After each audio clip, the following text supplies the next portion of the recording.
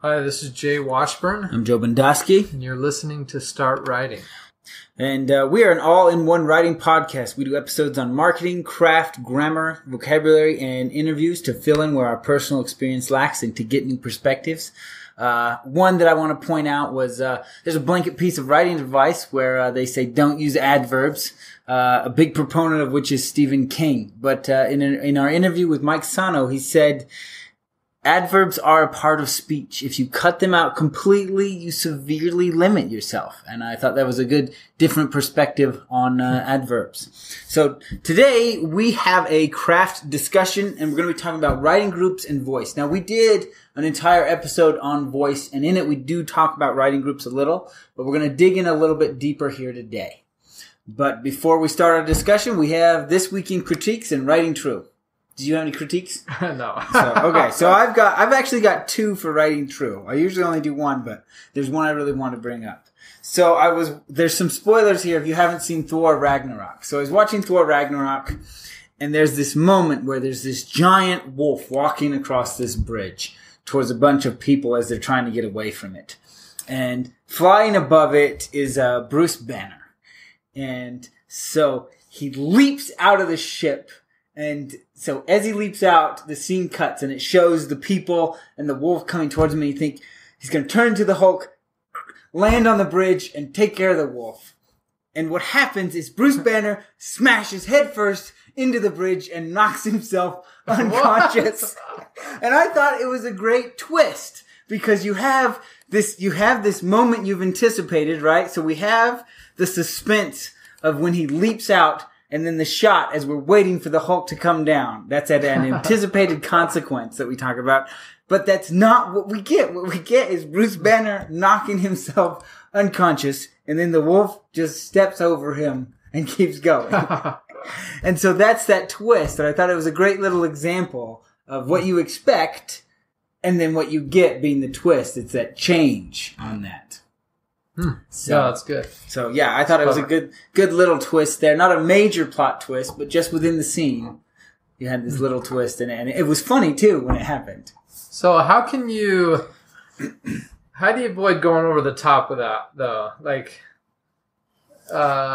can you do that wrong? Can you do that too much? I think anything can be done wrong or too much, right? I mean, that's just the nature of writing. So how do you know how to balance? I think that's where feedback comes in. Like we're going to be talking about today, the writing group, right? That's where feedback comes in, saying you've pushed it too far, it doesn't work. Nobody likes it, then you know you messed up. Yeah. Yeah, okay. So, like, there's the really famous scene in Indiana Jones where the Mary has been kidnapped and he's chasing after her. And at one point, this guy shows up and he's got this huge sword and he does this big flashy show off thing and he's ready for a big fight with Indy. And in the script, there's this big fight with Indy. But because Harrison Ford was sick, they needed to cut the scene down. They needed to make up their shooting time. So he said, well, what if I just shoot him? I have a gun as part of my outfit. So that's what they do. Correct. It's one of the most famous scenes from all of the Indiana Jones movies. And it's because it was a great twist. Because in all of the other events where Indy encounters someone like that, we have a big fight scene go down. And you expect another big fight scene right here. And it doesn't happen. And so I think what happened is then when they're watching the film, they could have, they could have been looking at the edits and said, that didn't work. We need to shoot the fight scene. But because there was a group of people who saw the first round of cuts in the dailies and said, that really works. Let's keep it. Because if it hadn't, they would have just pushed the deadline back, taken the time to shoot it. But as the directors and the producers and everybody watched the daily cuts, they said, it works. We're keeping it. I like that it's authentic. Like, they were going to have a fight scene just to have a fight scene. and I like that Indy's carrying a gun. Let's use it. Let's do the real thing. And so I really appreciate that aspect of it too, that it fits with the character even. It does. More than maybe a brawl for no good reason. For no good reason. Yeah. Yeah. So today we are going to be talking about writing groups, and I wanted to open with this example, and it's one we covered a little bit in our episode on voice, and that is in that episode we talk about the comedian Jerry Seinfeld and how he honed his craft through getting feedback from his audience. They laugh at the joke if they don't. And so I want you to imagine that you're a comedian and you're meeting with 5 other comedians, and your whole purpose is to get feedback on whether or not your current material is funny. And if it's not funny, you need to either figure out how to fix it or how to get rid of it. Now, if that's why you're going and meeting up with these people, if that's why you're not spending time writing new material, that's, you've given up that time to meet with these people for the whole purpose of getting feedback, then you do not want the pity laughs. That's a waste of your time. What you want is to know if the material actually works, because if it doesn't work, when you stand in front of the audience, you're going to bomb because they were not honest about what wasn't working for you. And that's a much harder place to flop. So that is not the only reason people go to writing groups, but that's why I go. I want to know what works and what doesn't, because I don't want the novel to bomb when I release it. I don't want there to be terrible chapters and reasons why people stop reading.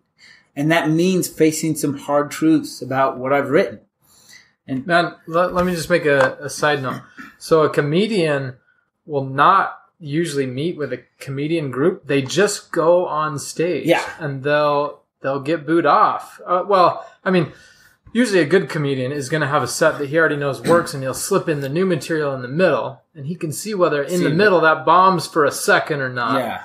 And then he can, polish it from there. Yeah. But I like the reality of that. And I think there is, you have to be careful that your writing group is not just a group of friends, but an actual audience that's going to have authentic laughter or not. Right? So that's another tricky thing you got to watch out for. Yeah. And so, like I said, we'll talk about a lot of different reasons why people are in writing groups. But I think for me, as someone pursuing an author career, I want genuine feedback without the sugarcoating, because I'm planning to make money on this, and it needs to be of a certain quality, and it will only get there through other people's feedback. Now, that can come through my writing group, or that can come from the fact that no one is buying my book.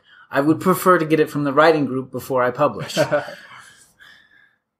So that's kind of the opening example and how we want people to think about it, because for some reason, when it comes to writing, and I was the same with my first book, we think this thing that we have done for the first time in our life, written a book, is amazing. For some reason, we think that. Now, nothing in my life have I ever done really well the first time. Even learning to walk and eat, all of these things you were not very good at in the beginning, and they took a long time to learn. And this is an incredibly complex skill, and yet for some reason, I do not know a writer who hasn't had this mentality about their first book. They write it and they're like, this is amazing. Be like, it's your first book? Be like, yes. Be like, I don't think it's going to be amazing. Now there are exceptions to that. And I think the exceptions are where people go wary, right? Like Patrick Rothfuss's first novel, The Name of the Wind, huge success, fantastic book. He was rewriting that thing for 20 years. Wow. So it's not really his first book. Yeah. It is like the 20th time he has written his first book over so that he got it right. So it's really his 20th book.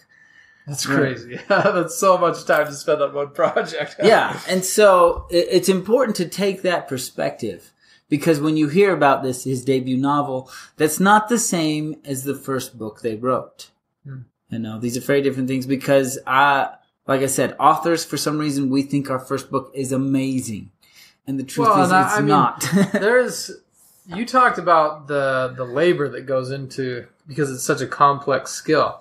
And so that's why people feel that way, because they've put so much effort into it. Yeah. They've become closer to their characters than any reader is going to be. And so they're seeing a different thing than the actual reader gets. Yeah.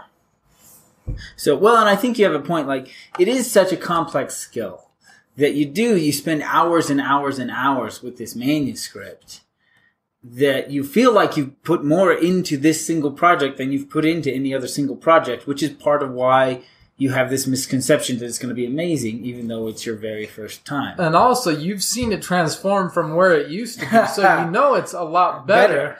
And that makes you think, that means it's good. It's But good. it might not be done. Yeah. Okay, so in dealing with a writing group, the very first question you want to ask is, what is it you want to do with your writing? Do you want to be a career author? Are you trying to get your writing and your stories to the point that you can sell them and make a living off of them? Or is it more of a side hobby, right? And that's kind of a spectrum as opposed to a yes or no for a lot of people, where they fall on that spectrum at this point. And the hobbyist may not want hard feedback about their story. What they'll want to do more is just talk about the story. They just want to be able to talk about their writing with somebody else. And if you're in a group with people who are hobbyists, they're going to be offended with hard critiques, right? And if you're in a group with hobbyists and you want hard critiques because you're trying to, improve your writing so you can sell it, you're going to be frustrated with those critiques because they're going to be a little fluffy. So when I get friends and family that ask me to critique their papers, like an essay for class or a letter for some application or something, and my first question is always, when is this due? And some of them it's the next day, which in that case I know I'm going to fix a couple commas and we're done, right? It's a proofread, not a critique. I need to know how much they're willing to change. And then I also ask them, like, well, what do you think is wrong? And how much are you willing to put into this? Anyway, so yeah, it's very key that when you're critiquing anybody's writing, you got to figure that out before you begin. Yeah. All right. So one thing in getting a writing group is you're going to want to look for a group of people who have similar goals with their writing careers, because that is going to have a big impact on how they approach the critiquing process. Are these people who want to talk about writing with other people because they enjoy it, or are these people who want hard feedback so that they can address those issues in the narrative? So, and a lot of times what usually happens is you end up in a group, not necessarily, if your first time going to a writing group and you're just starting your author career, it's going to be harder to get into a really serious writing group. Usually writing groups grow up together is what happens. And so you have a group of writers who are writing on the weekends and in the evenings when they get free time, trying to become authors. And if that is their goal, then as their careers mature, they become that full-time writer. They become those full-time writers, but the group kind of becomes closed at that point. Like if Brandon Sanderson, most of his writing group he met in college. All of them were serious. They wanted to develop writing careers. They created a group where they were critiquing each other outside of school. And then as their careers took off, they continued in that group. And so now it is a group of very well-known, famous, professional writers. It is an incredibly elite group, and they're not really taking new members at this point. And even in my own writing group, we all started out just nowhere, but now we have people who have publication offers, people who have their agents and whatnot. And so our careers haven't taken off yet, but they are maturing and growing, and our group is far more closed than it used to be. We used to be, anyone could, find us and show us. Now you have to know someone in the group to get an invite.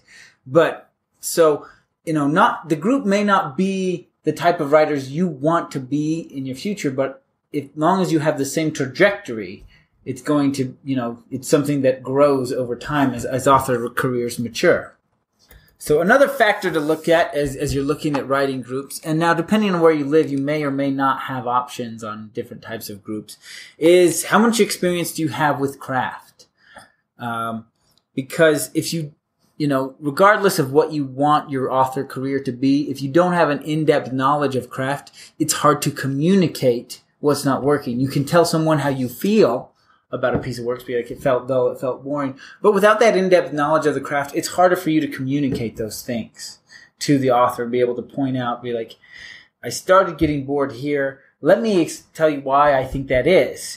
Be like, I feel like the action beats of your character kind of dropped off, and I couldn't tell what emotions they were feeling about the dialogue they were communicating. We lost the interiority of the protagonist, so I didn't know what his thoughts and feelings were about this situation, and so it stopped feeling like I was in their head and seeing it from their eyes and started to feel like just a black and white movie without any words. So I just want to mention the converse of that. That if your readers, I mean, it's possible that you're a little more keen than your writing group, and if they say, I'm bored right here, but they can't tell you why, if you study craft, you'll be able to pick up on what to do when someone says, I'm bored here. Yeah. And you say why, and they say, I don't know. Yeah. Like, hopefully you can figure that out the more you study the craft. Yeah. So those are some factors. So it can be frustrating if people don't have the tools to communicate different things. Or maybe you don't have those tools to communicate, and you can see that might be a frustration for other members of the group. But again, there's a guy in my group who was a creative writing professor for like 15 years. He has an incredibly in-depth understanding of the craft and the tools to communicate about it, because that was his job, was to critique the work of his students for years. So he's thought a lot about it. He knows how to approach it, and he knows how to communicate the problems of the work very effectively. Whereas when we have newer members show up, they don't have a lot. They say, I like it. I didn't like this part. I like this part, and that can at times be frustrating. Be like, I don't understand why. And so, if I'm going in and tweaking things, I don't know what to mess with as much. But as Jay pointed out, your own understanding. So your own experience of the craft will determine how you're going to fit in with a group, right? If you have a very in-depth understanding and you're with a group that doesn't, it can be frustrating for you. Or if you don't have a lot and you're with a lot of writers who do, it could be frustrating for them. And so again, that's something you can learn as you go. But it is something to consider in what people you're going to work with. Man, and if you are the underdog, it's good to be humble enough to ask questions and learn. I feel like Joe knows a ton of stuff, like a lot of terminology that I don't. So I've come a long way through our discussions. And anyway, so if you're the underdog, you can catch up. Then another factor to look at is what genres do you read and write in? Because there's a lot of nuances to various genres that aren't in other ones. So if you are writing and reading science fiction and fantasy, and someone in your group brings a romance, you may be bored with the romance plotline, not because it's boring, but because the genre in itself has never appealed to you. You're not going to be able to really address that part of the plotline. I've mentioned this before many times, but I did have a critique partner, and I write historical fiction. People who read historical fiction like facts and details. They want history. That's why they're reading it. And every time I would point these out and have descriptions or different things, he would tell me to cut them because it wasn't a genre he read and he didn't care for it. And I would ignore those comments all the time. But, that was a factor. Now, one of the reasons I had him as a critique partner is he had great comments about character and about the dramatic narrative that were great, and which is why we kept exchanging work, is because there were definitely elements of his critiquing that were fantastic. But when it came to that portion of my genre, he couldn't critique it effectively because he didn't read it, he wasn't familiar with it, and there were reasons for that. He didn't like those fact things, those facts and historical descriptions and whatnot that go along with historical fiction, which is why he didn't read it. And so when he saw it in mine, he told me to get rid of it. So yeah, definitely a factor. And now, having writers from multiple genres can also offer some opportunities. In my writing group, we have a romance writer. And so if you have any kind of romance subplot or anything, she's a fantastic resource. She reads a ton of romance. She writes romance. And so she can point out, if even in your little romance subplot, what's working and what's not, because she's so familiar with that narrative style. Right? And we are working on an episode that will talk about emotional genres, what emotional experiences people look for in specific genres. And I'm not going to go in too depth here, but writers from different genres can bring in a perspective to introduce that emotion into your genre, which can be a powerful tool. Right? So we'll talk about fantasy briefly. Like the emotional, one of the big emotional draws of fantasy is the feeling of wonderment. right? That is the emotion fantasy readers enjoy having, and they get it from fantasy. Now, if you want that emotion in a different book, they're a good resource, being like, how do you get your audience to feel this way? And they know that, which is, as I mentioned, our romance writer, you want people to feel the attraction between these two characters. She knows how to get you there. She's fantastic. So, like I said, there's ups and downs to having writers from different genres in your group. And one thing, usually you're going to have writers from different genres in a group. It just happens. And so you need to find what advice to take and not take based on what they're writing and what their experience is in what they read. Well, and I think that brings up a good point, that as the author, you have the power of veto, right? But you need to wield that power very humbly. Like, you need to... In fact, there's... What did Tim Ferriss say? Something like, don't all... Dang it, what was the quote? Anyway, you can't always trust everything you think. I think that was the quote. And you got to be willing to put your own opinions aside and not just veto everything that's critical. But it's okay to veto things. Yeah. Just judiciously. Yeah. So I brought this up before, but a lot of times in my group, particularly my live group, the critiques I'm looking for are the ones when I hear it, I say, yes, that is exactly what this chapter needs or this storyline needs, right? That is what I'm usually looking for in a critique group. But occasionally a critique will come up that I disagree with, but multiple members will mention it, and then I'll take a poll at the end and be like, who agrees with this critique? And if I get a majority, then clearly I'm in the wrong on that one, right? It's clear that most readers are having this experience to the work, right? Regardless of whether I think that critique should be thrown out or not. So, like, that happened with one of my darlings. I had written this line called, "Can't is not a statement of desire." I thought it was this great little line, about how the character was refusing to do something, but he kept saying can't as opposed to won't. Right? So there was something holding him back. And so I thought I'd encompassed it really concisely in this line. And everyone in the group was against it. Be like, no, it's confusing. Really? I don't know what you mean. And the whole group was in consensus on this. And because, like, when the first person said it, I was like, I'm keeping that. I love that line. I think it's great.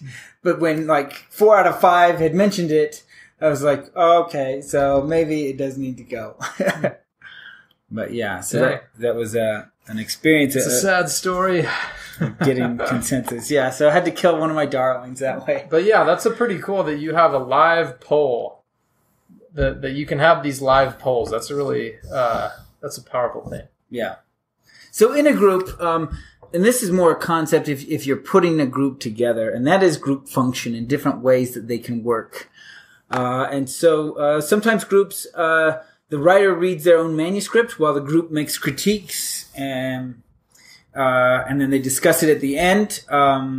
So sometimes you'll take turns. Other times it'll just be an open discussion, depending on how the group is being run. Others, I've been in groups where the author hands out the manuscript and then everybody reads it and then we discuss it when everybody's done. I've been in groups where you read it before you show up and then it's just a discussion. Yep. Mm-hmm. So I don't think I've ever had a group that does that. So at least not a live group. Online groups are all that way. But yes, some groups will pass out assignments. So you can they'd make a specific quest, be like, Don, I want you to really focus on character. Matt, I want you to look at the dramatic narrative. So some groups don't, just depending. So online groups, live groups are a little bit, for some reason, they're a little bit harder to control that way. Whereas like online groups, it seems is a little bit easier. So, and with an online group, particularly if you're using these big websites, you can kind of build your own group. So what you usually do is you just start out in the big pool.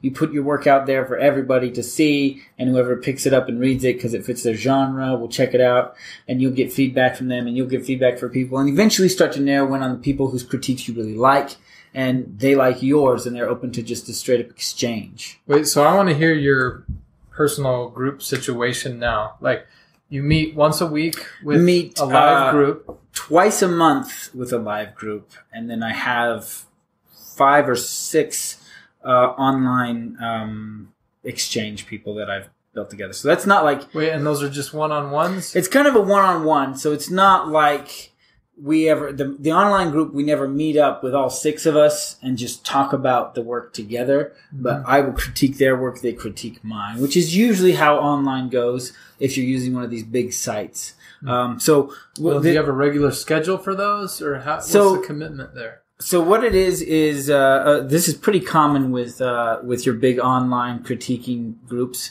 and sites, is that they have kind of a queue or a karma system that you have to do so many critiques to have enough points to post a work for critique, which is how they maintain the cycle going forward.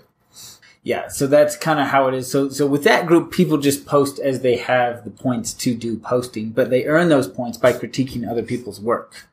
Right. And so ideally you want to be critiquing somebody's work you enjoy reading and whose critiques you enjoy. You're looking for that duality there. Someone whose work you enjoy and who you value their feedback, because your work will only get so many critiques before it will come down. Be like, you've gotten enough critiques, we're bringing you down so that other people can get critiques as well. Right. So usually you try to narrow in on the people you really enjoy working with, and then that kind of, you form your own little subgroups that way. So I've heard of groups where they do like a video chat live discussion, but I've never been in one of those myself. Yeah. Yeah, the internet's got a lot of cool tools to help with this. Yeah. Yeah. So if you don't have a group, so there's several organizations, and in the newsletter we'll put links to lists for these. Like there's the Romance Writers of America. It's a national group, and then they'll have state chapters depending on the size of the city, or that may be in a nearby city, or there may be several in a city. Like in New York, there's tons of chapters guaranteed, right? Whereas here, I think there's just one chapter in the city we live in. So there's several national groups that then have smaller chapters that organize these critique groups. My experience with these big ones is you're usually going to have a lot of beginner writers. Like I said, usually what happens is once a group really works together for a long time, they're writing and their careers mature, they kind of close off. Like, we used to be part of a big thing, but now we've broken off. We're our own group. We handpicked the people we wanted. These were people who attended regularly. These were people whose writing we enjoyed and who gave good feedback, and we kind of pulled them to create our group. We were spending so much time critiquing work about authors who were just hobbyists, and so, they had that approach to it. So we wanted a little bit harder, more serious group of writers, and that's what we got.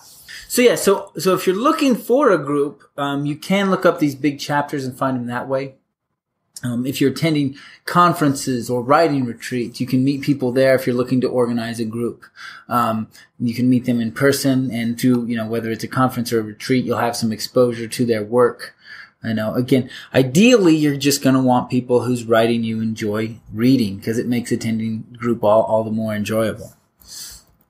There are Facebook groups that I know organize. These are online as well. And then we'll list some of the big sites like Scribophile and the others that are these online ones that do this kind of karma or queue. You do critiques, and then you earn the right to be critiqued kind of thing. So we'll put links in the newsletter to all of that as well. Or if you look up this article on the site, we'll have a bunch of stuff listed and links you can go to check that out if you're looking for a writing group wherever you're located. A big organization is meetup.com. That's actually how I found my group initially. And then, like I said, really? We kind of splintered off, doing our own thing. The advantage of the live group is the ability to really discuss something live. There was one guy who brought a blurb for his book for critique and feedback, and he read it, and we started going around the room critiquing it, and about halfway through, Sandra made a comment, and the comment completely changed the way all of us wanted to rewrite this blurb. And so we went back around the room again because it was such a good idea and such a dramatic change.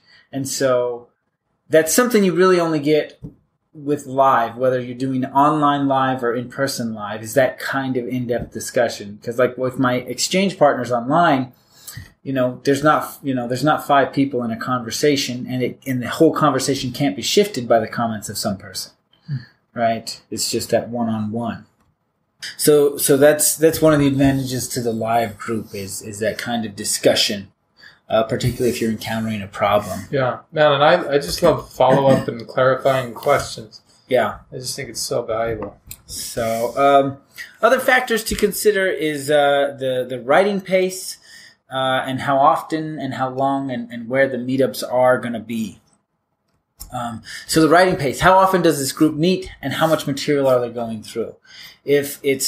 If they're meeting more often than you're writing, it can kind of feel exhausting trying to keep up and always have something ready. And if they're not meeting enough, then it can be frustrating because you don't feel like you're going to get through enough material before your publication deadline. Initially, that's kind of how I was feeling about my live group, and that's why I developed my online group. Oh, cool. And so now I only take my really trouble issues to the live group. Instead of going chapter by chapter, I just take, whatever section I think really needs help to the live group. And then the online group, I'm able to move through chapter by chapter because I can move through material much faster. So what if you need global help? This is a big deal for me, but like if you beta bring readers. A chapter, okay. This is what you're talking about, beta readers. Yeah. So there are beta readers exchanges, and with live groups, people can agree to a beta read exchange. But I think the trend, and usually this is what it is when you find your super fans, and those become your beta readers. That's usually it, and because that's a bigger group to build. It's there's just a lot easier to get your fans to do the beta read for you because they get the book for free. They get to have their comments mentioned. They get their name mentioned in the book as contributing to the work. That's a pretty good perk. Yeah, and so for really big fans of your work, I think that's where it's to go. Now, if you've never published anything, you're not going to have those beta readers, and so you can go to beta reader exchanges online. You can talk to members of your group to make those beta readers exchange. And with my online group with Scribify, I can almost do an entire manuscript of back and forths if I'm really staying on top of it. Cool. So what to bring? Like I said, it kind of depends on the group. How much time you get to read. Like in my live group, I tell people if they're coming new for the first time, 5 pages, double spaced, 12 font times Roman. And bring 10 copies. And then on our Facebook group, we say, this is our head count, bring a copy for each person. So I don't give people an exact word count. A word count would be better, but my experience is I can usually get through about 5 pages of that kind of font and stuff. If you have a lot of dialogue, you'll be getting through more. And if not... Did you guys set a timer in your group? Yeah, and the timer's based on how many readers we have. So just how many people show up that night and are going to be reading from a manuscript. And you do like a 3-hour block? Is that right? Yeah, it's a 3-hour block that we meet for. Cool. So it's all going to depend on the group, what you're going to bring, and how much of it and how often. So and again, you're looking for a group that's going to meet your writing needs, And like I said, with me, I had to develop 2 groups. I liked the discussion and the feedback of the live group a lot. It was very helpful, but it wasn't fast enough, and so that's why I developed my online group. So I guess in closing, these are notes from Pixar about how they do their feedback about the story and everything as they're workshopping, and they say this is what we want something to include: what is wrong, what is missing, what isn't clear, what doesn't make sense. Oh, this is good. Say a good note is specific. A good note does not make demands. Most of all, a good note inspires. So that's their little method and their quote there about when they go into their critique. And a meetings. Note meaning like when you write a note on someone's No, draft? that's a critique. We would call it a critique. So that's screenwriter terminology. Yeah. But a good note, so a good critique doesn't make demands, right? Right. It inspires. So is that saying be positive or? I think what is that? Right. So And I don't even, I guess for myself, I don't even agree with that statement. I was just reading their quote, right? I don't agree with it entirely. Because I actually like it. Because you could say, this isn't working for me. Now, maybe I have the language to explain that or not. If I have the language to explain that, then I can, convert that into inspiring. Be like, this isn't working for me. Be like, I feel like if you cut the chapter half a paragraph before, it's a much stronger cliffhanger. Read it with me and see what you think, right? But if I don't have the language and the craft knowledge to say that, then I still need to say, it feels like it fizzles at the end here, right? I still need to say that. I can't convert that to an inspiring point because I don't have enough craft knowledge. Whereas if I do, I can say, look what happens if we cut off these last two sentences. See how much stronger that cliffhanger is? And we still have all the same information.